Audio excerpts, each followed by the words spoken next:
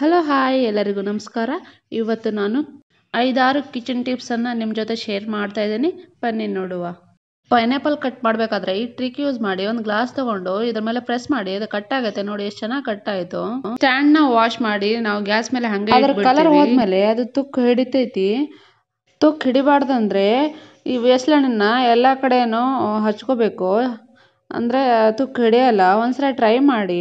ಸಣ್ಣ ಸಣ್ಣ ಸೊಳ್ಳೆ ಮತ್ತೆ ಇರುವೆ ಏನಾದರೂ ಇದ್ರೆ ಒಂದು ಸ್ವಲ್ಪ ವೆನಿಗರ್ ಕೌಂಟರ್ ಟಾಪ್ ಮೇಲೆ ಚೆಲ್ಲಿ ಒರೆಸ್ಬಿಡಿ. ಇರುವೆ ಮತ್ತೆ ಸಣ್ಣ ಸಣ್ಣ ಸೊಳ್ಳೆ ಆಗೋದೇ ಇಲ್ಲ ಮನೆಯಲ್ಲಿ. ಒಂದ್ಸಲ ಟ್ರೈ ಮಾಡಿ. ಹೇಗಾಯ್ತು ಅಂತ ಕಮೆಂಟ್ ಮೂಲಕ ತಿಳಿಸಿ. ಈರುಳ್ಳಿ ಕಟ್ ಮಾಡಬೇಕಾದ್ರೆ ನಾವು ಹಂಗೆ ಫ್ಲೋರ್ ಮೇಲೆ ಹಾಕ್ಬಿಡ್ತೀವಿ. ಆ ಥರ ಹಾಕಬೇಡಿ. ಕೆಳಗಡೆ ಪೇಪರು ಅಥವಾ ಪ್ಲೇಟ್ ಇಟ್ಕೊಂಡು ಕಟ್ ಮಾಡಿ. ಆಮೇಲೆ ನೀವು ಡಸ್ಟ್ಬಿನ್ ಅಲ್ಲಿ ಹಾಕಬೇಕಾದ್ರೆ ಆ ಪೇಪರ್ ಎತ್ತಿ ಹಾಕ್ಬೋದು.